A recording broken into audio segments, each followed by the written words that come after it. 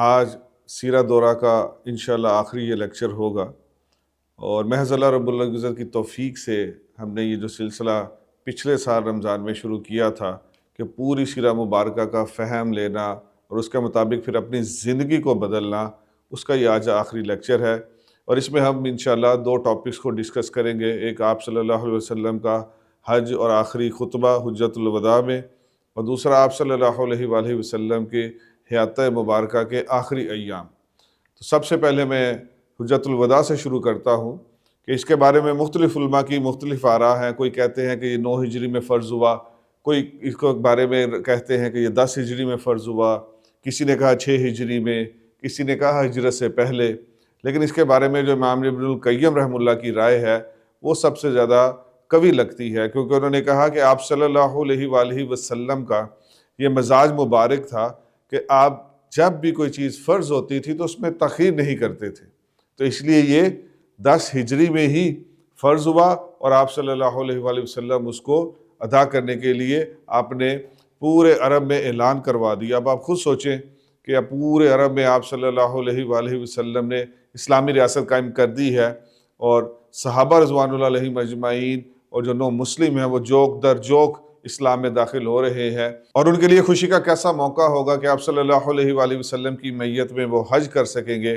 آپ صلی اللہ علیہ وآلہ وسلم نے بھی جو حج کا اعلان کیا تو اس کی کئی حکمتیں لکھی ہیں سیرت نگاروں نے۔ اس میں سے پہلی تو یہ ہے کہ آپ صلی اللہ علیہ وآلہ وسلم حج کے بارے میں اب ایک ایسا یہی عمل رہ گیا تھا کہ جس کے بارے میں امت کو ابھی پتہ نہیں تھا کہ کیسے یہ مناسک حج ادا کرنے ہیں۔ تو سب سے پہلے یہ پورے مناسک حج آپ صلی اللہ علیہ وسلم سے پوری امت تک پہنچ جائیں اور وہ سیکھ لیں۔ اور دوسری بات یہ تھی کہ آپ صلی اللہ علیہ وآلہ وسلم نے جو آپ آگے چل کے آخری خطبہ سنیں گے تو اس میں آپ صلی اللہ علیہ وآلہ وسلم نے اسلام کے اور انسانیت کے جو بہترین بنیادی اصول ہو سکتے ہیں ان سب کا خلاصہ پیش کر دیا تھا۔ آپ صلی اللہ علیہ وآلہ وسلم ذی الحجہ سے 5 دن پہلے مدینہ سے حج کے لیے روانہ ہوئے ہیں۔ آپ صلی اللہ علیہ وآلہ وسلم کی تمام ازواج مطہرات آپ کے ساتھ ہیں، آپ کی فیملی کے دیگر ممبران بھی آپ کے ساتھ ہیں، اور آپ تقریباً مدینہ سے 10 کلومیٹر دور جا کر آپ نے ذوالحلیفہ کے مقام پر آپ نے احرام باندھا، اور پھر وہاں سے آپ آگے مکہ کی طرف روانہ ہوئے ہیں۔ آپ صلی اللہ علیہ وآلہ وسلم مناسک حج ادا کرتے رہے، اور وقوف عرفہ والے دن وہ قرآن پاک کی آیت نازل ہوئی کہ آج کے دن ہم نے دین مکمل کر دیا ہے اور تمہارے لیے اسلام کو پسند کیا ہے۔ تو اس طرح دین کی تکمیل بھی کر دی گئی۔ پھر آپ صلی اللہ علیہ وآلہ وسلم نے جب مینا میں پہنچے تھے حج کے دوران تو وہاں آپ نے پھر وہ مشہور ترین خطبہ دیا ہے کہ جس کو آپ سمجھ لیں کہ یہ نوع انسانی کی نئی شروعات کا خطبہ تھا۔ اس کو ڈاکٹر نصیر احمد ناصر صاحب نے بڑی کمال بات اس پہ پیش کی ہے۔ ڈاکٹر نصیر احمد ناصر صاحب نے کہا یہ ایک طرح سے نئی شروعات تھی۔ تو میں بھی آپ نے سارے سامعین کو رک کے یہاں یہی کہنا چاہوں گا کہ ہم آج پوری سیرہ مبارکہ کو ہم سنتے آ رہے ہیں تقریباً 1 سال سے، اور یہ سلسلہ بیسیکلی زوم پر شروع ہوا تھا، جس میں خواتین کے لیے یہ سیرت زوم کے اوپر سلائیڈ کے ذریعے 17واں رمضان سے تقریباً پچھلے سال شروع ہوئی، اور اب اگلے ماہ پھر رمضان آ گیا ہے، تو ہم تقریباً 1 سال میں اس کو مکمل کر پائے ہیں۔ اس میں تقریباً بعض خواتین ایسی ہیں کہ جنہوں نے پورا 1 سال، یعنی 2 بجے یہ لیکچر شروع ہوتا تھا اور 3 بجے تک یہ 1 گھنٹے کا ایک لیکچر ہوتا تھا، اور اسی کی ریکارڈنگ پھر ہم نے یوٹیوب پہ ڈالنا شروع کی۔ تو اس پورے سال میں جب بھی میں زوم کی میٹنگ کو آن کرتا تھا تو کوئی 10 اور 15 کے درمیان کچھ خواتین ایسی تھیں کہ جو وہاں پہلے سے ویٹ کر رہی ہوتی تھی، اور انہوں نے پورے سال باقاعدگی کے ساتھ اس میں کوئی ناغہ نہیں کیا۔ میں سلوٹ کرتا ہوں ایسے جذبے کو، اور اس طرح کے سیرت سننے کا حق بھی یہی ہے کہ آپ پہلے باوضو ہو کر بیٹھ جائیں، اور اس طرح یہ ایک ہمارا سلسلہ الحمدللہ چلا، اور آگے اس سے بہت زیادہ ہمیں فیڈ بیک اور نتائج بھی ملنا شروع ہو گئے ہیں۔ اس لیے ہم نے اسی بیچ میں سے خواتین کے ہم نے ایک سپیکر ٹریننگ پروگرام بھی شروع کر دیا کہ وہ واٹس ایپ کے اوپر اسی کی سلائیڈز کو ہم پیش کریں گے اور وہ اس کو پڑھانا سیکھیں گی، اور ہمارا یہ خواب انشاءاللہ پہلا بیچ ہمارا تقریباً کوئی 30+ کے قریب اس میں پارٹیسپینٹس آ چکے ہیں اور مختلف ممالک سے بھی ہیں۔ تو آپ سے درخواست ہے کہ آپ دعا کریں کہ اللہ پاک ہمارا یہ جو خواب ہے کہ سیرت النبی صلی اللہ علیہ وسلم کو، پوری سیرت کو اپنے اندر اتار کر پھر اس کو اوپر پورے پاکستان کو لانا اور پوری دنیا کو اس سیرت النبی صلی اللہ علیہ وسلم کا تعارف کرانا، یہ ہمارا ایک خواب تھا کہ جس کو اللہ پاک نے الحمدللہ اس 1 سال کے درمیان ہی اس کو وجود بخش دیا ہے۔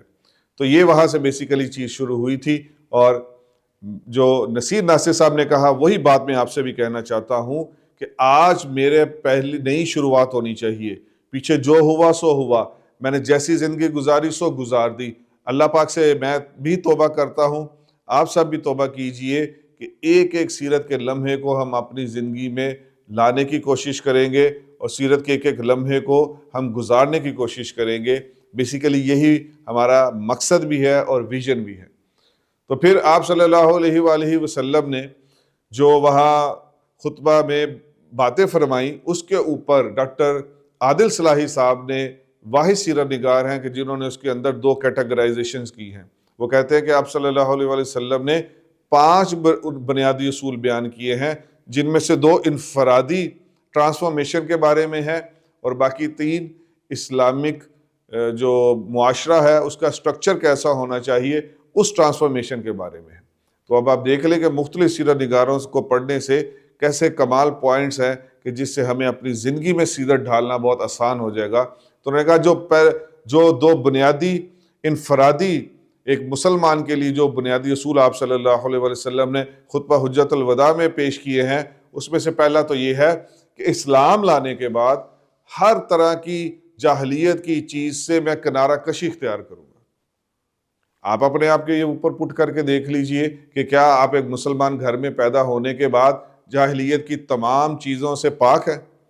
اور دوسرا انہوں نے یہ کہا کہ جو انفرادی دوسرا بنیادی اصول اس خطبہ حجت الوداع میں آپ صلی اللہ علیہ وسلم نے پیش کیا ہے، وہ یہ تھا کہ ہر قسم کے گناہ سے پاک ہوگی زندگی۔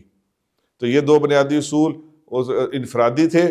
آگے انہوں نے بتایا کہ 3 بنیادی اصول ایک مسلمان معاشرے کی ٹرانسفارمیشن اور اس کی فارمیشن اور اس کو بنانے کے لیے آپ صلی اللہ علیہ وآلہ وسلم نے بیان فرمائے۔ اس میں سے جو پہلا بنیادی اصول ہے وہ یہ ہے کہ مسلمان آپس میں صرف بھائی بھائی بن کے رہیں گے۔ اور آپ دیکھ لیں کہ بات پھر وہیں آ کے رک گئی ہے کہ آپ کو محسوس ہوا ہوگا میرے پورے سیرت لیکچر کے درمیان، اس پورے 1 سال کے درمیان، جہاں جہاں بھی سیرت میں، اور تقریباً آپ کو ہر لیکچر میں سننے کو ملا کہ ہر لیکچر میں تقریباً سیرت میں کوئی نہ کوئی ایسا موڑ یا کوئی نہ کوئی ایسا پوائنٹ ضرور آیا کہ جب فرقہ واریت کی بڑی شدید قسم کی نفی ہوئی۔ یہاں بھی دیکھ لیجئے کہ ڈاکٹر عادل صلاحی صاحب کہہ رہے ہیں کہ 3 بنیادی اصولوں میں سے پہلا اصول یہ دیا کہ مسلمان معاشرے میں ہر کوئی ایک بھائی بن کر رہے گا، اور دوسرے کی جان مال عزت آبرو کا وہ پاسدار ہوگا، وہ امین ہوگا، محافظ ہوگا۔ یہاں تو ایک دوسرے کے مسالے کی عزت تاڑ تاڑ کی جاتی ہے۔ یہ معاشرہ کیسا ہے، اور آخری میسج جو آپ نے دیے ہیں وہ کیسے ہوں گے؟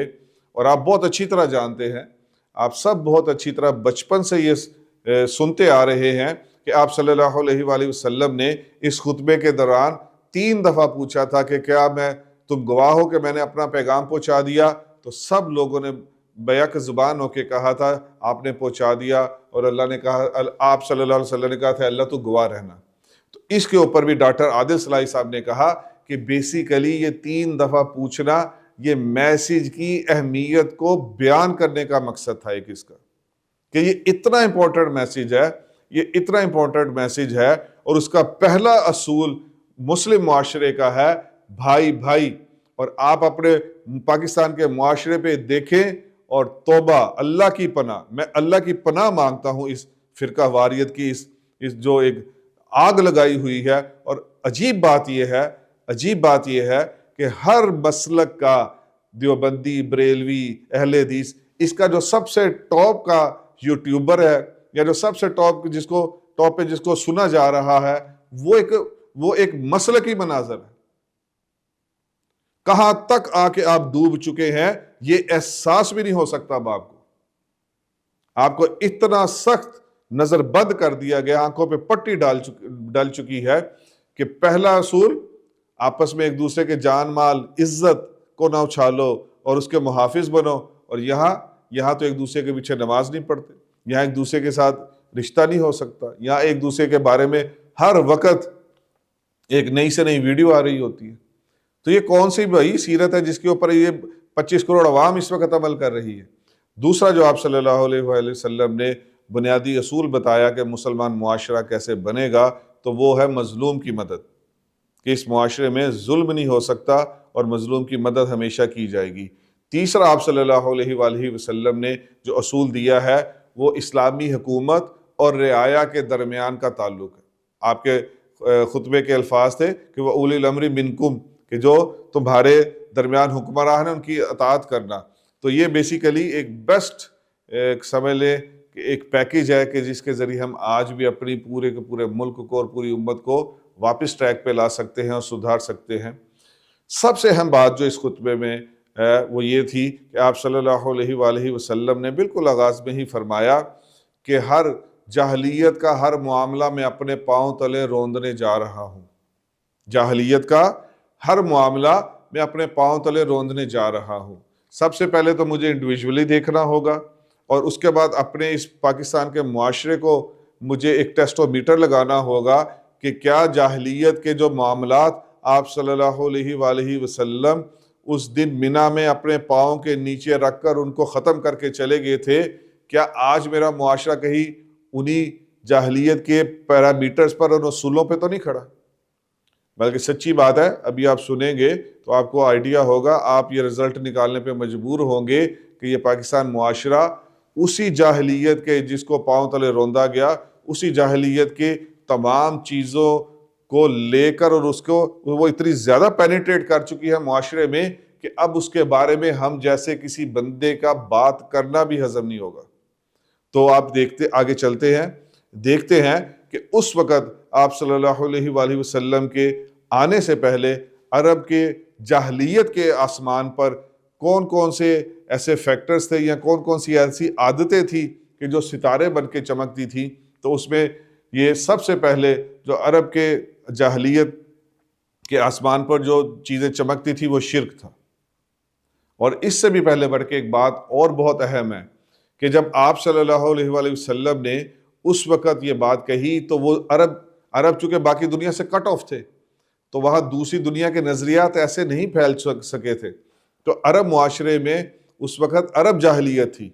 لیکن آج مجھے آپ کو سیرت کتنی زیادہ سانس لینے سے زیادہ ضروری ہے کہ میں اور آپ سیرت پر عمل کریں. اس کی وجہ یہ ہے کہ آج عرب جاہلیت بھی ہمارے معاشرے میں پینیٹریٹ کر چکی ہے، اور وہ جو یہ تھے اس کے یونان کی جاہلیت جو لبرلزم سیکولرزم کے روپ میں دوبارہ ریفریز ہو کے اس وقت پوری دنیا میں اور ہماری نوجوان نسل کے اندر پینیٹریٹ کر چکی ہے.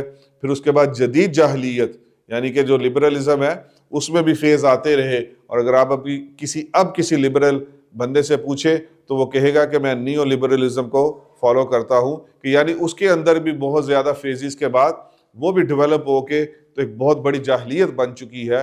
تو وہ عرب جاہلیت تھی. آج میں آپ اور ہماری نسلیں ان تینوں قسم کی جاہلیت کا شکار ہے، اور کتنا دین کا نالج رکھتے ہیں؟ زیرو. تو اس کے بعد ہماری نسل کیسے بچے گی ان چیزوں سے اور ان فیکٹر سے؟ تو ناظرین، جاہلیت کے آسمان پر جو سب سے بڑا ستارہ چمکتا تھا بلکہ سورج بن کے چمکتا تھا وہ شرک تھا. اور شرک کے بارے میں ہم مسلمان پاکستانی بالخصوص پھر وہی ہم سمجھتے ہیں کہ یہ پتہ نہیں صرف قبروں کو سجدہ کرنا یا کچھ ایسی باتیں ہیں وہ شرک ہے. لیکن سب سے بڑا شرک یہ ہے کہ رب کی دھرتی پر رب کا نظام نہ ہو، اللہ کے نظام سے بغاوت ہو اور کوئی سیکولر یا کوئی اور نظام اگر نافذ ہے تو اس سے بڑا شرک کوئی نہیں ہے. اس کو ہم شرک سمجھتے نہیں ہیں. اس کی واضح ڈاکٹر اسرار رحم اللہ جیسے چند لوگوں نے ایک آدھے لوگوں نے لگائی، لیکن وہ آپ کے اس معاشرے میں اب اتنا زیادہ وہ تنگ نظری پیدا کر دی گئی ہے کہ وہ کسی صحیح بات کو بھی سوچنے کو تیار نہیں ہوتے. تو یہ سب سے بڑا اس وقت جو عرب کی جاہلیت ختم ہوئی وہ باطل نظام تھا، طاغوت کا نظام تھا. آج پاکستان میں ایسا اسلامی نظام نہیں ہے. آج پھر اس کا مطلب ہے ہم وہی سٹیٹس کو پہ کھڑے ہیں ان کے ساتھ. عرب معاشرے میں قبر پرستی بہت عام تھی، بت پرستی بہت عام تھی. تو آج آپ دیکھ لیں کہ آپ کے پاکستان میں تقریباً 70% جو آپ کا معاشرہ ہے وہ یہی قبر پرستی کا شکار ہے. تو ہم تو پھر اس کا مطلب کہ اس جاہلیت میں ڈوب چکے ہیں اس کے سمندر میں۔ پھر جاہلیت کے آپ صلی اللہ علیہ وسلم نے اسی خطبہ میں بیان فرمایا کہ میں باہمی انتقام اور جاہلیت کی باہمی دشمنیاں ان کو ختم کرتا ہوں، اور سب سے پہلے انہوں نے اپنے خاندان کا خون بہا معاف کیا۔ آج آپ دیکھ لیں، وہاں جاہلیت کے انتقام تھے اور اس کی قبیلہ پرستی تھی اور تعصب تھا، اور آج آپ دیکھیں آپ کا معاشرہ آج پاک ہے ان چیزوں سے۔ آج میرا خیال ہے اس عرب آپ صلی اللہ علیہ وسلم کی آمد سے پہلے اس عرب معاشرے میں ایسی سخت قبیلہ پرستی نہیں تھی جو آج سخت مسلک پرستی آپ کے اس معاشرے میں پیدا کی جا چکی۔ تو یہ وہ ساری آپ دیکھ لیں، میں آپ کے سامنے بس ایک سمجھ لیں کیتھارسس رکھ رہا ہوں، اور آپ خود ویژولائز کریں، اور آپ اپنے معاشرے کو روز دیکھتے ہیں، آپ یوٹیوب پہ آ کے ہر مسلک کے چینلز کو سن لیجئے۔ کیا کوئی سیرت پڑھا رہا ہے؟ کیا کوئی سیرت کا فہم دے رہا ہے؟ کیا کوئی قرآن پاک کے ذریعے ہم آج، اور اپنی سیرت کے ذریعے آج ہم یہود کا، ہنود کا، کفار کا کیسے مقابلہ کر سکتے ہیں؟ کیا یہ کسی یوٹیوب چینل پہ آپ مجھے دکھا سکتے ہیں؟ تو کون سی بحثیں ہو رہی ہیں، کون سے وہاں ڈائیلاگ ہو رہے ہیں، آپ جا کے سن لیجئے۔ تو یہ ساری چیزیں ونس اگین، تیسری چیز میں بھی ہم سب سے بڑے ڈیفالٹر نکلے۔ وہاں قبیلہ پرستی ختم کی گئی، تعصب ختم کیا گیا، ہمارا معاشرہ چیمپئن ہے اس وقت ان دونوں چیزوں میں۔ پھر اس سے بڑھ کے اگلی بات، بہت سے لوگوں نے یہ چیزیں لکھی ہیں کہ آپ صحابہ رضوان اللہ علیہم اجمعین کا فیض کیوں پھیلا پوری دنیا میں؟ کیونکہ وہ ہر قسم کے تعصب سے پاک تھے، کوئی ذاتی دشمنی نہیں تھی۔ حضرت علی رضی اللہ تعالیٰ عنہ والا واقعہ کتنا مشہور ہے کہ یہودی کے اوپر بڑی مشکل سے قابو پایا، اس نے تھوک دیا، چھوڑ کے پیچھے ہو گئے کہ میری ذاتی کوئی رنجش اس میں نہ آ جائے۔ تو یہ انتہا ہے تعصب سے پاک ہونے کی۔ یہودی سے ہم کیوں لڑتے تھے بھائی؟ اگر وہ اسلام قبول کر لے تو وہ ہمارا بھائی ہے۔ عیسائی سے کیا مسئلہ تھا؟ سلطنت روما سے کیا مسئلہ تھا؟ آپ نے سنا پہ سیرت میں کہ آپ صلی اللہ علیہ وسلم نے رومن امپائر کے جو بادشاہ تھا اس کو خط بھیجا اور اسے کہا کہ تمہارے پاس یہ چیزیں رہیں گی، بس دین صحیح کر لو، قبول کر لو۔ تو اگر وہ دین قبول کر لیتا تو آج ہمارا وہ سب سے بڑا لیڈر ہوتا۔ تو ہمارا کیا مسئلہ؟ کوئی لڑائی جھگڑا نہیں ہے کسی سے۔ اسی طرح آپ دیکھ لیں کہ آج آپ کا کیا مسئلہ ہے؟ دیوبندی، بریلوی، اہل حدیث کی کیا لڑائی جھگڑے ہیں؟ تو یہ سب تعصب کی چیزیں ہیں۔ جب آپ تعصب کا شکار ہوں گے تو پھر آپ چھوٹی چھوٹی ٹکڑیوں میں بٹیں گے اور عالمگیر اثر نہیں چھوڑیں گے جیسا صحابہ رضوان اللہ علیہم اجمعین نے چھوڑا تھا۔ قبائلی انتقام کا خاتمہ ہو گیا۔ اسی لیے میں ریپیٹ کروں گا کہ موجودہ دور میں ایسی ایفرٹس ہونی چاہیے کہ مسلکی انتقام کا خاتمہ ہو۔ قبائلی تعصب کا خاتمہ ہوا، ہمارے معاشرے میں اگلے چند ڈیکیڈز میں یہ کوشش ہونی چاہیے کہ مسلکی تعصب کا خاتمہ ہو۔ اس معاشرے میں بے حیائی، بدکاری، فحاشی کھلم کھلا اور عام تھی، اور اس کو برا نہیں سمجھا جاتا تھا۔ یعنی فحاشی، برائی، بدکاری، بے حیائی، اس کے بارے میں کیا تین چیزیں اس معاشرے میں عام تھی، نہ اس کو برا سمجھا جاتا تھا، اور وہ کھلم کھلا تھی اور بالکل ہر ایک کی ریچ میں تھی۔ آج آپ کو ساری چیزیں چھوڑ دیں۔ میرے لیکچرز تو پچھلے سال سے یونیورسٹیز میں ہی آنا جانا ہوتا۔ آج بھی صبح میں لاہور کی ایک بہت ریناؤنڈ یونیورسٹی تھی، وہاں میں لیکچر دے کے آیا ہوں۔ میں ان دوستوں سے یہی کہہ رہا تھا، میں نے کہا کہ میں گیٹ سے لے کر اور آپ کے اس لیکچر والے آڈیٹوریم تک آتے آتے مجھے ایسے لگتا ہے میں پل صراط پہ چل رہا ہوں۔ تو یہ آپ فحاشی، عریانی، بے حیائی، آپ ذرا یونیورسٹی کسی میں گھس کے تو دیکھیں، اور آپ کو یہ تینوں چیزیں وہاں موجود ملیں گی۔ عام بات ہے، کوئی مسئلہ نہیں۔ کیسے بیٹھے ہیں، کوئی کیسا پہناوا پہنا ہے، عام بات ہے، کوئی اس کو برا نہیں سمجھ رہا، اور بالکل کھلم کھلا ہے وہ۔ تو یہ آئے روز ایسے آپ کے سامنے واقعات بھی آتے رہتے۔ تو کہاں گئی محنت پھر؟ یونیورسٹی ہے پاکستان میں، HEC کی لسٹ میں 352 یونیورسٹیز ہے، 352 یونیورسٹیوں میں جو یہ فحاشی، بے حیائی اور یہ عام ہے ساری کچھ چیزیں، بدکاری، تو اس کے اوپر آپ مجھے بتائیں کہ پھر کہاں ہے کام ہمارا؟ پھر کہاں ہم لیگ کر رہے ہیں؟ ہمیں بیٹھ کے سوچنا تو چاہیے کہ ہم ایفرٹ بھی اتنی کر رہے ہیں لیکن رزلٹ دن بدن وہ ڈیٹیریوریٹ ہی ہوتا جا رہا ہے، رزلٹ دن بدن خراب ہی آتا جا رہا ہے۔ تو یہ وہ ساری جاہلیت کے آسمان پہ اس وقت جو چیزیں تھیں وہ مجھے پاکستان کے آسمان پہ اس سے کئی گنا بڑی نظر آ رہی ہے اگر میں سیرت کی روشنی میں اس کو کو ریلیٹ کروں۔ آپ صلی اللہ علیہ وسلم نے اپنے منشور میں عورتوں کے حقوق پر بالخصوص بات کی. اس کو بھی ڈاکٹر نصیر ناصر صاحب نے کہہ دیا کہ عورت کے حقوق پہ بات کرنے سے مراد یہ تھا کہ مسلمانوں یہ بات ذہن میں بٹھا لو کہ معاشرے کی بنیادی اکائی آپ کا فیملی سسٹم ہے. اور آپ دیکھ لیں کہ یورپ میں یہ بالکل تباہ ہوا ہے, تو اب وہ وہاں دین کوئی حیثیت ہی نہیں رکھتا. آپ کے ہاں جو تھوڑا بچا ہوا دین ہے, اس کو بھی اس عورت کو باہر نکال کر اور اس عورت کو آزاد کر کے, اور وہ سم ہاؤ اس کو حقوق کا ایک لالی پاپ دے کے, اور اس کے بعد پھر اس کو بھی ویسا ہی بنانے کی کوشش ہے. تو کتنے معلمات ہیں, کتنے لوگ ہیں جو سیرت کو اس رخ سے پڑھا سکتی ہیں کسی یونیورسٹی میں جا کے. آپ کبھی اپنے آپ کے اوپر ٹیسٹو میٹر تو لگائیں کہ آپ معلمہ ہیں, آپ مدرسے میں 10 سال سے پڑھا رہی ہیں, آپ کو ابھی بھیج دیا جائے کہ آپ ڈائیلاگ کر سکتی ہیں XYZ کسی یونیورسٹی میں صرف وہاں کی لڑکیوں میں جا کے, کیا ایسی تیاری ہے؟ تو پھر کہاں ہے علم, کہاں ہے سیرت؟ یہ اتنی خوفناک باتیں ہیں کہ جو بھی اس کے اوپر اپنے اس ذہن کو نیوٹرل کر کے سوچے گا تو وہ اس کی راتوں کی نیند اڑ جائے گی کہ واقعی ہم نے کام کچھ بھی نہیں کیا. عورت کی تذلیل جتنی اس عورت کی آزادی کے نعرے کے بعد ہوئی ہے وہ کائنات میں کبھی بھی نہیں ہوئی. میں اس کے اوپر صرف ون لائنر بیان کروں گا, ورنہ آگے وہ جو چیزیں ہیں عورت کی تذلیل کے جو پیرامیٹرز ہیں میں اس کے اوپر صرف ون لائنر بیان کرتا ہوں. می ٹو, یہ عورت کی آزادی کے بعد. می ٹو کا مطلب کیا کہ جس سے جنسی زیادتی ہو وہ کچھ عرصے کے بعد بتا دیتی ہے کہ ہائے میرے ساتھ ایسا ہوا تھا, فلاں جگہ پہ تھی. اسی می ٹو کے تحت 2022 میں نے BBC کی آن لائن اس کا اردو اخبار پڑھ رہا تھا, تو اس میں یہ خبر آئی کہ صرف ایک پچھلے سال میں امریکہ کی آرمی میں 10,000 عورتوں کے ساتھ جبری جنسی زیادتی ہوئی, اور یہ وہ 10,000 خواتین ہیں کہ جنہوں نے آگے رپورٹ لکھائی. اور اس رپورٹ میں تھا BBC کی کہ بہت زیادہ تو ایسی ہیں کہ جو لکھاتی نہیں رپورٹ, کیونکہ انہیں پتہ ہمارے ہائر اپس کے بارے میں کسی قسم کی کوئی کارروائی نہیں ہوگی. تو یہ می ٹو آپ کے پوری دنیا میں ہر تھوڑے عرصے کے بعد آ جاتا ہے. گلاس سیلنگ کیا کہتے ہیں کہ اعلیٰ عہدوں تک پہنچنے میں رکاوٹ.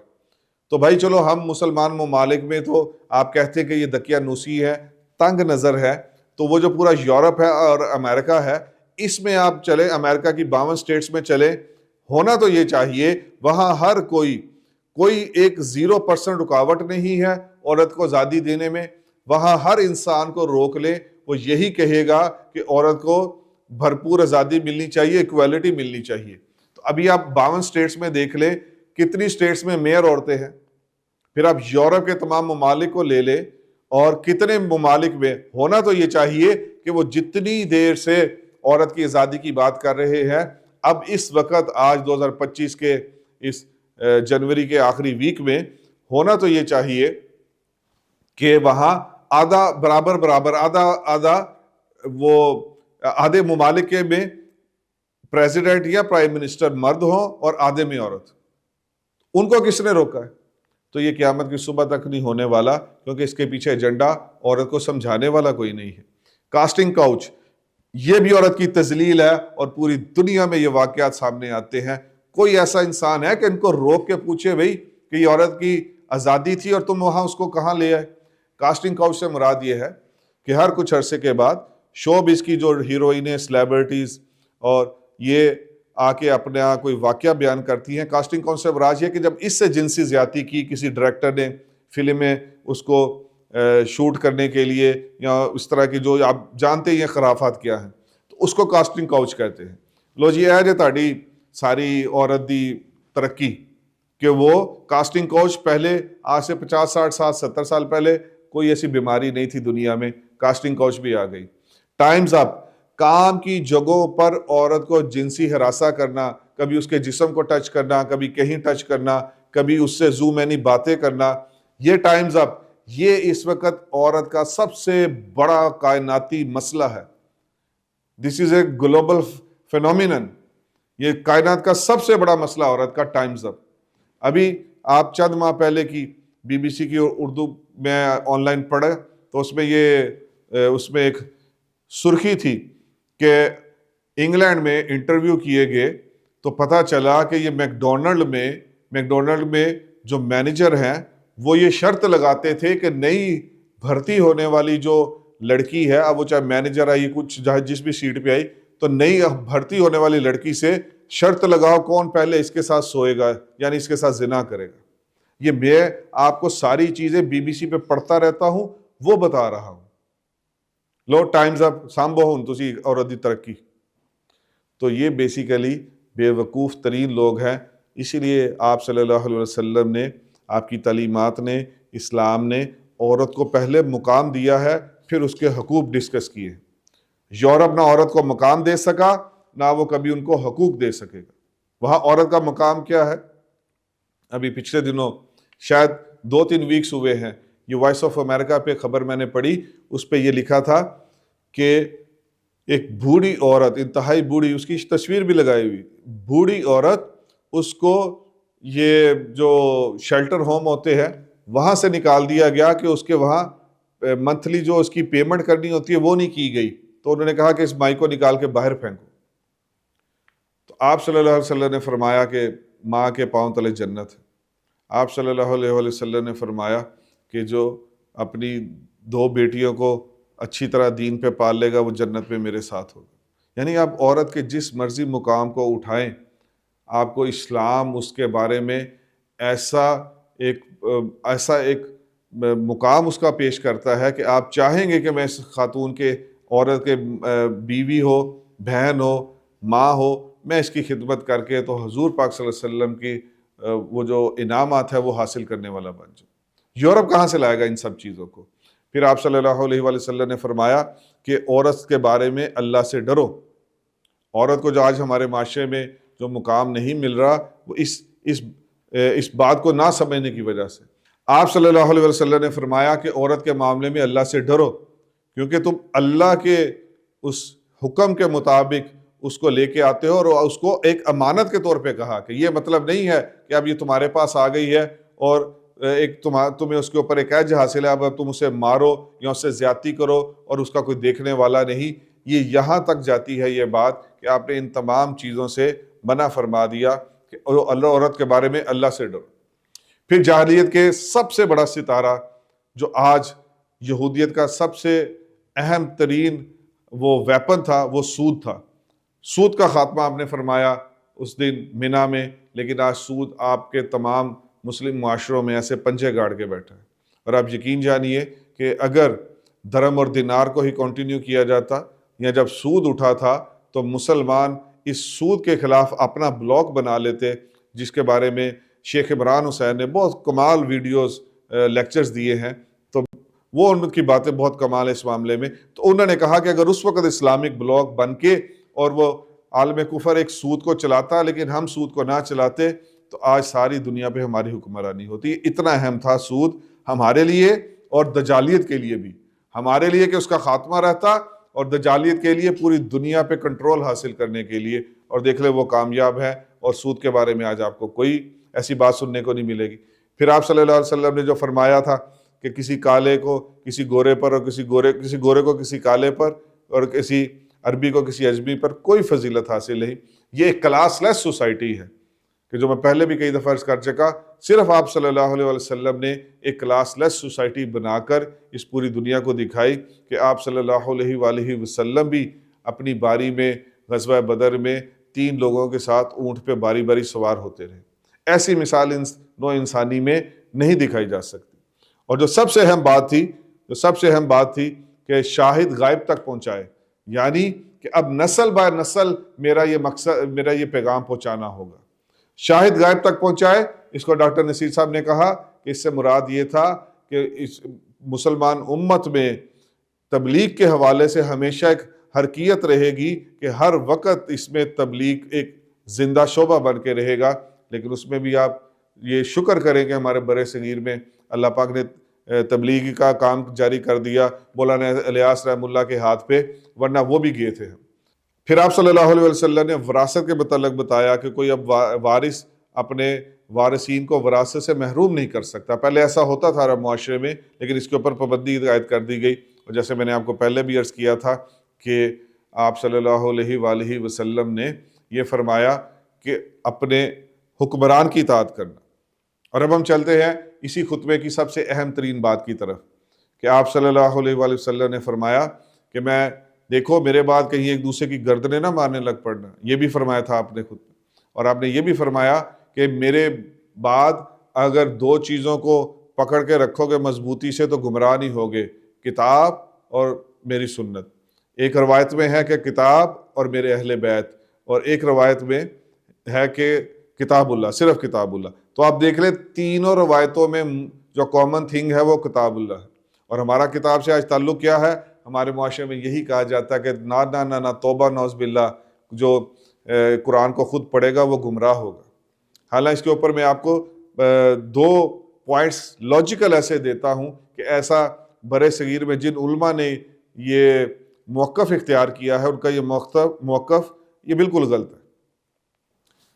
9/11 میں وہاں جب ٹوئن ٹاورز کا دھماکہ ہوتا ہے اور اس کے بعد پوری دنیا پہ بش چڑھ دوڑتا ہے اسلامی دنیا پہ، تو اس کے بعد وہاں ایک ریسرچ جاری ہوتی ہے کوئی 6 ماہ کے بعد، یعنی ٹوئن ٹاورز کے گرنے کے 6 ماہ کے بعد پورے امریکہ میں 20,000 کے قریب لوگوں نے صرف قرآن خود جا کے پڑھا کہ دیکھے تو صحیح یہ کیسی قوم ہے، ان کے کیا نظریات ہیں کہ یہ جہاز جا کر تو ٹکرا رہے ہیں، اس لیے صرف وہ قرآن پاک کو پڑھنے کے لیے گئے، قرآن پاک خریدا اور 20,000 لوگ مسلمان ہو گئے۔ یورپ میں سب سے تیزی سے پھیلنے والا دین اسلام ہے، اور اس میں سے اب یوٹیوب پہ جا کے فرام ایٹرنیٹی اور اس طرح کی بہت سی 1-2 چینلز ہیں جو بہت ٹاپ پہ ہیں، جو یورپین نو مسلمین کے انٹرویوز مستقل وہ نشر کرتے رہتے ہیں۔ میں اس انٹرویوز کو بہت سنتا ہوں، تو میں نے تقریباً 90% جو سنے اس میں 90% نے کہا، کسی نے کہا کہ میں ایک بک سٹور سے گزرا تھا، وہاں ایک کتاب بڑی خوبصورت لگی، میں نے پکڑ لیا، مجھے نہیں پتا تھا کہ یہ قرآن ہے، بعد میں پڑھا تو میں اس کو پڑھتا گیا اور مسلمان ہو گیا۔ ایتھے تہاڈا کیڑا مولوی گیا جی جنہیں جا کے سمجھایا؟ قرآن پاک میں اتنی اپنی پاور ہے کہ دنیا کے سب سے بڑے بیوروکریٹ، دنیا کے سب سے بڑے ایمبیسیڈرز، دنیا کے سب کے ٹاپ کے سائنٹسٹ، یہ سب مسلمان ہوئے ہیں صرف ترجمہ پڑھ کے، صرف ترجمہ پڑھ کے۔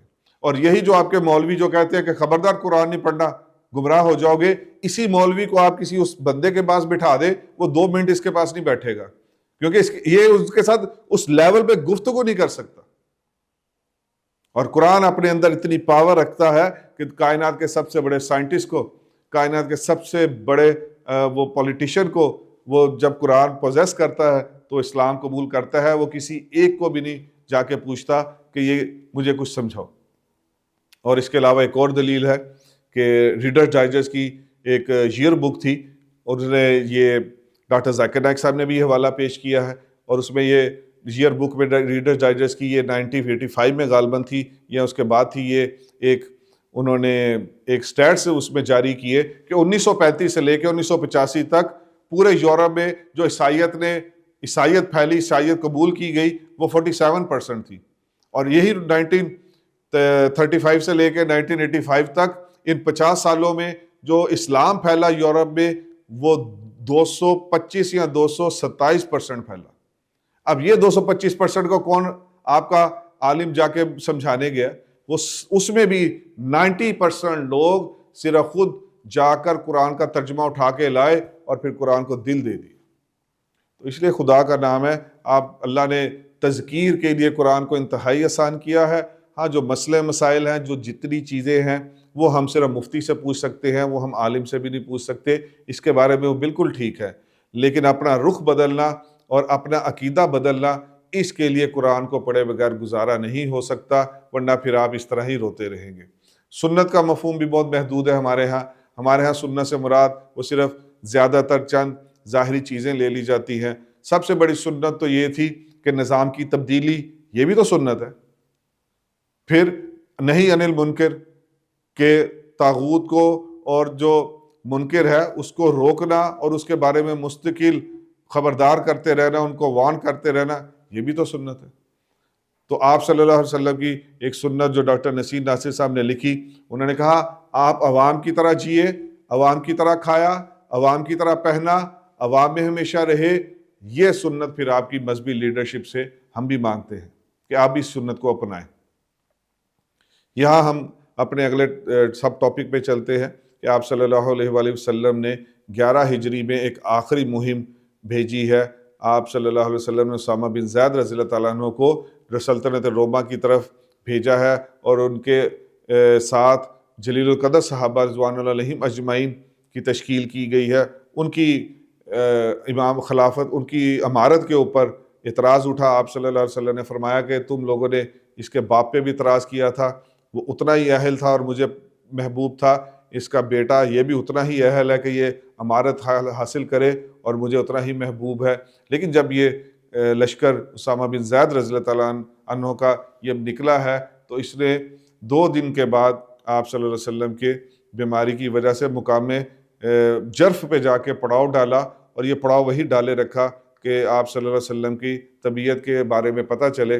لیکن آپ صلی اللہ علیہ وآلہ وسلم اسی دوران دنیا سے رخصت ہو گئے، اس لیے یہ لشکر واپس آ گیا تھا، اور صدیق اکبر رضی اللہ تعالیٰ عنہ نے ان کو دوبارہ بھیجا تھا۔ اب ہم اپنے اس آخری ٹاپک کی طرف چلتے ہیں کہ آپ صلی اللہ علیہ وآلہ وسلم کے حیات مبارکہ کے آخری ایام۔ سیرت نگاروں نے یہاں یہ بات لکھی ہے کہ جب آپ صلی اللہ علیہ وآلہ وسلم کہ یہ آیت اتری، جب دین مکمل ہو گیا، اس کے بعد جب آپ فوراً مدینہ شریف واپس آئے تو پھر اس کے بعد آپ کے جذبات و احساسات اور آپ کی گفتار و کردار سے ایسے اشارے ملنا شروع ہو گئے تھے کہ جیسے اب آپ کا الوداعی اثار ہے اور آپ اس دنیا سے اب جانے والے ہیں۔ ایسی علامات نمودار ہونا شروع ہو گئی تھی۔ ان میں سے ایک یہ ہے کہ جبریل امین آ کر ہر سال آپ صلی اللہ علیہ وسلم کے ساتھ دورہ کیا کرتے تھے۔ رمضان میں ایک دفعہ قرآن پاک کا، اور آپ صلی اللہ علیہ وسلم اعتکاف بھی بیٹھا کرتے تھے، لیکن اس بار آپ صلی اللہ علیہ وسلم نے ان سے 2 بار قرآن پاک کا دورہ کیا، اور 10 کی بجائے 20 دنوں کے لیے آپ اعتکاف میں بیٹھے ہیں۔ پھر ایک دن آپ صلی اللہ علیہ وآلہ وسلم احد کے جو میدان میں جو شہداء تھے ان کی قبروں پہ چلے گئے، وہاں جا کر آپ صلی اللہ علیہ وآلہ وسلم نے یہ ان کے لیے دعائیں کی، اور سیرت نگاروں نے لکھا کہ وہ دعائیں ایسی لگ رہا تھا کہ جیسے کوئی الوداعی ملنے والا آخری دفعہ یہ دعائیں کرتا ہے۔ پھر آپ جب وہ احد سے واپس آئے ہیں تو پھر آپ صلی اللہ علیہ وآلہ وسلم ممبر پہ تشریف لائے اور وہ بات کی کہ جس کی وجہ سے آج ہم ڈوبے ہوئے ہیں۔ آپ صلی اللہ علیہ وسلم کی بات کا مفہوم یہ ہے کہ مجھے تم پر شرک نہیں، دنیا طلبی کا اندیشہ ہے کہ تم مال و زر کو جمع کرنے میں لگ جاؤ گے، اس لیے دین کا برا حال ہو جائے گا۔ پھر اس کے کچھ دنوں کے بعد آپ صلی اللہ علیہ وآلہ وسلم کے جو آزاد کردہ غلام تھے، آپ نے ان کو رات کے پہر میں کہا کہ جنت البقیع کی طرف مجھے جانے کا حکم ہوا ہے۔ آپ صلی اللہ علیہ وآلہ وسلم جنت البقیع میں گئے ہیں، آپ نے وہاں جنت البقیع میں دعائے مغفرت کی ہے ان کے لیے، اور واپسی پر آپ صلی اللہ علیہ وسلم کے سر میں سر درد شروع ہو گیا۔ پھر آپ کو اس سر درد کی وجہ سے اگلے دن تیز بخار ہو گیا، اور آپ صلی اللہ علیہ وآلہ وسلم کی طبیعت پھر روز بروز بوجھل ہوتی گئی۔ ایک روایت کے مطابق آپ 10 دن مسلسل اس بیماری میں رہے، اور صاحب رحیق المختوم نے 13 سے 14 دن مسلسل اس بیماری کے بارے میں لکھا ہے کہ آپ صلی اللہ علیہ وسلم اس سر درد کے بعد پھر 13 سے 14 دن مسلسل اس بیماری میں مبتلا رہے۔ آپ صلی اللہ علیہ وسلم کا جب یہ طبیعت بوجھل ہوتی گئی تو آپ نے مختلف ازواج مطہرات کے گھر میں جب تھے تو آپ صلی اللہ علیہ وسلم ان سے پوچھتے کہ کل میری باری کدھر ہے، کل میری باری کدھر ہے۔ تو تمام ازواج مطہرات اس بات کو سمجھ گئی، اور پھر انہوں نے آپ کو حضرت عائشہ رضی اللہ تعالیٰ عنہ ہی کے حجرے میں رہنے کی اجازت سب نے مرحمت فرما دی، اور آپ صلی اللہ علیہ وسلم کو حضرت علی رضی اللہ تعالیٰ عنہ اس طرح سہارا دے کر حجرہ سیدہ عائشہ رضی اللہ تعالیٰ عنہ میں لے کر آ گئے، اور اسی حجرے میں آپ صلی اللہ علیہ وسلم نے پھر اپنا پورا آخری ہفتہ گزارا ہے۔ آپ صلی اللہ علیہ وسلم کی وفات سے 5 دن پہلے آپ کو بہت تیز بخار ہوا، بہت شدید بخار تھا۔ آپ صلی اللہ علیہ وآلہ وسلم نے فرمایا کہ میرے اوپر 7 مشکیزوں کا پانی لا کر تو مجھ پر انڈیلا جائے۔ پھر آپ کو ایک بڑے لگن میں بٹھا دیا گیا، اور وہ 7 مشکیزوں کا جو پانی تھا وہ آپ کے اوپر انڈیلا گیا، اتنا انڈیلا گیا کہ پھر آپ نے فرمایا کہ بس۔ اور پھر اسی جب لگن سے آپ اٹھے ہیں تو پھر آپ نے ممبر پہ آ کر خطاب کیا ہے اپنے صحابہ رضوان اللہ علیہم اجمعین سے، اور ان سے کہا کہ دیکھو میرے بعد قبروں کو بت نہ بنانا، میری قبر کو بت نہ بنانا۔ انصار کے بارے میں نصیحت کی کہ انصار اتنا کم ہو جائیں گے کہ جیسے آٹے میں نمک کے برابر۔ دیکھو انصار میرے قلب و جگر ہیں، ان کے حقوق باقی ہیں، انہوں نے اپنی ذمہ داریاں پوری کر دی ہیں، لیکن ان کے حقوق باریکی ہیں اور ان کی تعداد بعد میں گھٹتی جائے گی۔ تو اس طرح آپ صلی اللہ علیہ وسلم نے انصار کا یہ ایک عظیم الشان جو ان کی فضیلت ہے وہ رہتی دنیا تک کے لیے ہم تمام امتیوں کے سامنے چھوڑی کہ انہوں نے اپنی ڈیوٹی مکمل کی، اور آپ صلی اللہ علیہ وسلم نے فرمایا کہ وہ میرے قلب و جگر ہیں۔ پھر آپ صلی اللہ علیہ وسلم نے فرمایا کہ مجھ پر اپنی رفاقت اور مال میں سب سے زیادہ احسان صدیق اکبر رضی اللہ تعالیٰ عنہ کا، ابو بکر کا ہے رضی اللہ تعالیٰ عنہ۔ اس لیے آپ صلی اللہ علیہ وسلم نے فرمایا سارے دروازے بند کر دیے جائیں سوائے ایک صدیق اکبر کے دروازے۔ تو اس کو میں دوسری طرح فریز کرتا ہوں آپ کے سامنے کہ سارے دروازے بند کر دیے جائیں سوائے ایک تاجر کے۔ جی ہاں، تاجر تھے، ہماری تجارت آج ہمارے پاس بھی تجارت ہے، ہمارے پاس بھی پیشے ہیں، ہم بھی آج ڈاکٹر ہیں، انجینئر ہیں، سائنٹسٹ ہیں، بیوروکریٹ ہیں، پولیٹیشین ہیں، اور اسکول میں ٹیچر ہیں، پروفیسر ہیں یونیورسٹی میں۔ لیکن میں آپ سے یہی کہنا چاہتا ہوں، ان سب عہدوں پہ بیٹھے بیٹھے صدیق اکبر رضی اللہ تعالیٰ عنہ کے فٹ پرنٹس کو فالو کر لیجئے، اور پھر آپ دیکھیے گا انشاءاللہ انہی کے ساتھ اللہ پاک حشر کریں گے۔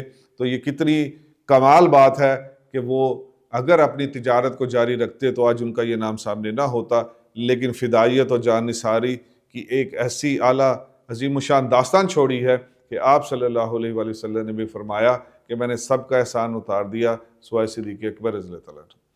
پھر یہ اگلے دن یعنی 4 دن پہلے جمعرات ہے، آپ صلی اللہ علیہ وسلم نے اپنے پاس چند لوگ تھے، اس میں عمر فاروق رضی اللہ تعالیٰ عنہ بھی تھے، ان سے کہا کہ میرے پاس کاپی اور پینسل لاؤ، میں تمہیں کچھ لکھ دوں تاکہ تم میرے بعد گمراہ نہ ہو۔ اور اس کے اوپر عمر فاروق رضی اللہ تعالیٰ عنہ نے ان کی طبیعت کا جو وہ ملحوظ رکھتے ہوئے کہا کہ آپ اس کو رہنے دیجئے۔ اور وہ واقعہ کرتاس ہے جو بڑا مشہور ہے، خاص طور پہ شیعت کی جو مین چیزیں کھڑی ہیں وہ باغ فدق پہ اور واقعہ کرتاس پہ کھڑی ہیں۔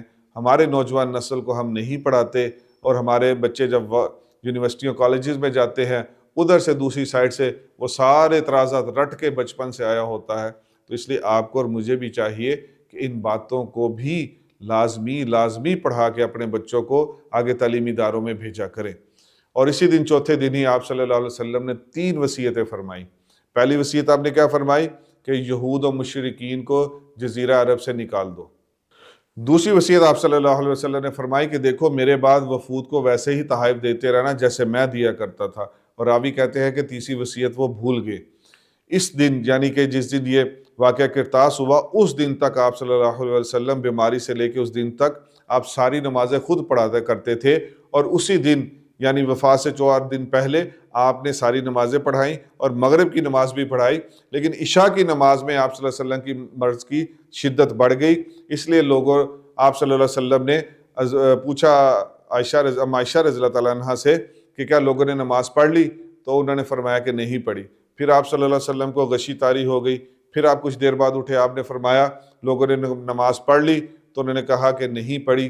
تو آپ نے فرمایا لگن میں پانی ڈالو اور میرے اوپر پانی ڈالو۔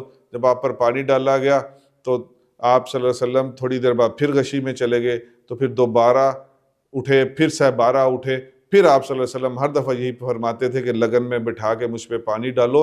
لیکن جب تیسری دفعہ آپ نے دیکھا کہ آپ نہیں اٹھ پائیں گے تو آپ صلی اللہ علیہ وآلہ وسلم نے کہا کہ ابو بکر کو بلا کر کہو کہ وہ امامت کروائیں۔ اور اس کے بعد سے پھر صدیق اکبر رضی اللہ تعالیٰ عنہ نے مسجد نبوی میں آپ صلی اللہ علیہ وسلم کے یعنی آخری 3 ایام میں 17 نمازیں آپ صلی اللہ علیہ وسلم کے مصلی پہ کھڑے ہو کے تو صحابہ کو پڑھائی ہیں۔ اور جب آپ صلی اللہ علیہ وآلہ وسلم اس دنیا سے رخصت ہو رہے تھے تو آپ کے پاس 7 یا 9 دینار تھے جو آپ نے سارے صدقہ کر دیے۔ اور اس دنیا سے رخصت ہونے کے بعد آپ نے ایک سفید خچر چھوڑا ہے ترکہ میں، ایک لباس چھوڑا ہے، اور تلواریں چھوڑی ہیں جو آپ کے حجرہ مبارک میں لٹکی ہوئی تھی۔ یہاں سب سے اہم بات سن لیجئے کہ جب آپ صلی اللہ علیہ وآلہ وسلم اس دنیا سے رخصت ہوئے ہیں تو جو چراغ میں تیل جل رہا تھا وہ بھی یہودی سے ادھار لے کے جلایا گیا تھا، یعنی وہ بھی اپنے پاس نہیں تھا۔ تو اس کے اوپر گولڈا مائر کا ایک واقعہ ہے، میں وہ ضرور سناتا چلوں آپ سب کو، کہ جب عرب اسرائیل کی جنگ ہونے لگی تھی اور اس سے پہلے جو ان کی ایک بوڑھی وزیر اعظم تھی گولڈا مائر، اس نے جب تیاری کا حکم دیا اور وہ تیاری کر کے جب انہوں نے عرب کو نیست و نبود کر کے اور اسرائیل کی ریاست کی بنیاد رکھ دی، تو اس کے بعد امریکہ کے ایک نامہ نگار نے گولڈا مائر سے انٹرویو کیا اور اس نے اس سے پوچھا کہ جب تمہارا اپنا جھگڑا ہو رہا تھا ہمارے آرمی چیف کے ساتھ، وہ بھی کہہ رہا تھا کہ اتنا بڑا بجٹ اگر ہم لگائیں گے اسلحہ جمع کرنے میں تو وہ ہم پھر کھائیں گے کہاں سے؟ تو اس نے یہ کہا، اس کو آئرن لیڈی کا خطاب ملا تھا، تو اس نے کہا کہ آپ کے یہ ایسے اعصاب اتنے مضبوط کیسے تھے کہ آپ نے پورے ملک کی پارلیمنٹ کو ہر ایک کے ساتھ ٹکر لے لی کہ نہیں ہم کھانا پینا اپنا کم کر لیں گے لیکن ہم اسلحے خریدنے میں ہم اس میں کوئی کمی بیشی برداشت نہیں کریں گے۔ جب اس سے یہ سوال پوچھا تو گولڈا مائر نے کہا کہ جب میں نے یہ دشمنوں کے نبی سے سیکھا، میں نے یہ دشمنوں کے نبی سے سیکھا ہے۔ جب میں کمپیریٹیو اسٹڈی آف ریلیجنز پڑھ رہی تھی تو اس وقت میں نے یہ پڑھا کہ جب دشمنوں کے نبی اس دنیا سے وفات پا کے چلے گئے ہیں تو اس وقت ان کے حجرہ میں جو تیل تھا وہ بھی ادھار پہ لیا گیا تھا، لیکن اس وقت حجرہ مبارک میں 9 تلواریں لٹک رہی تھیں۔ بس وہاں سے میں نے روشنی پا لی اور میں نے کہا کہ ہم بھی جنگی تیاری ایسے ہی کریں گے۔ تو یہ گولڈا مائر کی بات ہے، اس کے اوپر بھی میں اپنی کوئی آگے تشریح نہیں کرتا، یہ کافی شافی آپ کو سمجھانے کے لیے کہ ہم کہاں تک گر چکے ہیں۔ پھر آپ صلی اللہ علیہ وسلم کی حیات مبارکہ کا آخری دن آیا، بعد از نماز فجر آپ صلی اللہ علیہ وسلم نے پردہ ہٹا کر دیکھا تو صدیق اکبر رضی اللہ تعالیٰ عنہ امامت پہ کھڑے ہیں، اور آپ صلی اللہ علیہ وسلم کو دیکھنے کی وجہ سے باقی تمام صحابہ صدیق اکبر رضی اللہ تعالیٰ نے پیچھے ہٹنا چاہا، آپ نے اشارے سے فرمایا کہ نہیں، نماز کو جاری رکھو۔ اور جو ایک صحابی رسول فرماتے ہیں کہ ہم صحابہ ایسا تھا کہ جیسے نماز ہی توڑ بیٹھیں گے آپ صلی اللہ علیہ وسلم کو اس طرح دیکھنے کی خوشی کی وجہ سے، لیکن آپ نے اشارے سے فرمایا کہ نماز جاری رکھو، اور آپ نے آگے سے پردہ پھر گرا دیا۔ چاش کے وقت آپ صلی اللہ علیہ وآلہ وسلم نے اپنے جگر کے ٹکڑے بی بی فاطمہ رضی اللہ تعالیٰ عنہ کو بلایا ہے اور ان کے کان میں کچھ بات کہی۔ پہلے وہ اس کو سن کر رونے لگی، پھر وہ مسکرانے لگی۔ بعد میں جب ان سے پوچھا گیا کہ ایسا کیوں ہے تو انہوں نے فرمایا کہ حضور پاک صلی اللہ علیہ وسلم نے فرمایا کہ اب میں دنیا سے چلا جاؤں گا، تو میں اس پہ رو پڑی۔ پھر آپ صلی اللہ علیہ وآلہ وسلم نے فرمایا کہ دنیا میں سب سے پہلے مجھ سے آ کے تم ملو گی، تو پھر میں ہنسنا شروع ہو گئی۔ پھر آپ صلی اللہ علیہ وآلہ وسلم برتن سے مرض کی شدت کی وجہ سے برتن سے پانی لے کر بار بار چہرہ انور پر ملتے اور لا الہ الا اللہ پڑھتے جاتے، لیکن پھر مرض کی شدت بڑھتی گئی۔ اسی اثناء میں حضرت صدیق اکبر رضی اللہ تعالیٰ عنہ کے بیٹے مسواک لے کے جب حجرہ مبارک میں انٹر ہوئے، آپ صلی اللہ علیہ وسلم نے جب اس کو دیکھا تو ام عائشہ رضی اللہ تعالیٰ عنہ جان گئی کہ آپ وہ مسواک کرنا چاہتے ہیں۔ آپ نے ان سے وہ مسواک لے کر اور اپنے دانتوں سے اس مسواک کو نرم کیا اور حضور پاک صلی اللہ علیہ وسلم کو مسواک کروائی۔ وہ مسواک کرنے کے بعد پھر آپ نے انگلی کھڑی کر کے دست مبارک اپنا بلند کیا ہے، چھت کی طرف اشارہ کیا، اور آپ صلی اللہ علیہ وسلم کا پھر ہاتھ ڈھلک گیا اور آپ اپنے رفیق اعلیٰ سے جا ملے۔ پیر والے دن آپ صلی اللہ علیہ وسلم اس دنیا سے رخصت ہوئے ہیں۔ حضرت عباس رضی اللہ تعالیٰ عنہ، حضرت علی رضی اللہ تعالیٰ عنہ اور بنو ہاشم کے اور دیگر لوگوں نے آپ صلی اللہ علیہ وسلم کو غسل دیا ہے۔ حجرہ حضرت عائشہ رضی اللہ تعالیٰ عنہ میں آپ صلی اللہ علیہ وسلم کی قبر مبارک کو تیار کیا گیا۔ مختلف ٹولیوں کی صورت میں آ کر سب سے پہلے بنو ہاشم نے پڑھا ہے جنازہ، پھر مہاجرین نے، پھر انصار نے، پھر عام لوگوں نے، پھر عورتوں نے، اور پھر بچوں نے آپ صلی اللہ علیہ وسلم نے، اور بچوں کے بعد غلاموں نے آ کر پڑھا ہے۔ اور بدھ والے دن آپ صلی اللہ علیہ وآلہ وسلم کو اس حجرہ مبارک میں دفن کیا گیا ہے۔ میں اپنا بہت سوچتا رہا کہ کون سی ایسی بات کہوں کہ جو اس پورے سیرہ دورہ کے اختتام پہ جو ہمیں ٹرانسفارم کرنے میں اپنے آپ میں بہت آسانی ہو، یا جو مجھے جھنجھوڑ کے رکھ دے، یا جو مجھے اس سیرت کی راہ پہ مجھے ڈال دے۔ تو پھر اس کے لیے میں ام عائشہ رضی اللہ تعالیٰ عنہ کا ایک قول سمجھا میں نے کہ میں آپ کو سنا دیتا ہوں، اور اس پہ ہی اپنے اس سیرہ دورہ کا اختتام کر دیتا ہوں۔ انہوں نے فرمایا، نبی پاک صلی اللہ علیہ وسلم فوت ہوئے اور میرے طاق میں کوئی ایسی چیز نہیں تھی جسے کوئی زندہ کھا سکے، البتہ تھوڑے سے جو ضرور پڑے تھے۔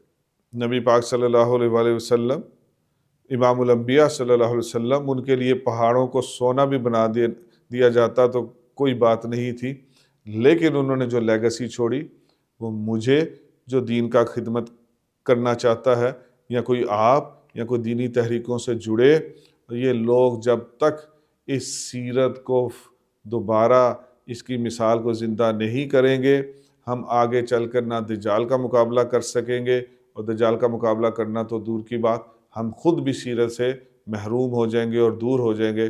اللہ پاک جو کہا سنا اس پر ہم سب کو عمل کرنے کی توفیق عطا فرمائے۔ اللہ پاک کا ایک بہت بڑا احسان ہوا کہ ہم نے ایک سال میں یہ پورا سیرہ دورہ آپ کے سامنے پیش کیا۔ اللہ سے یہی دعا ہے کہ اللہ پاک ہماری قیامت تک آنے والی نسلوں کو سیرت النبی صلی اللہ علیہ وسلم کا امبیسڈر بننے کی توفیق عطا فرمائے۔ سبحان اللہ و بحمدہ، سبحانک اللہم و بحمدک، اشہد ان لا الہ الا انت، استغفرک و اتوب الیک۔ آمین آمین یا رب العالمین۔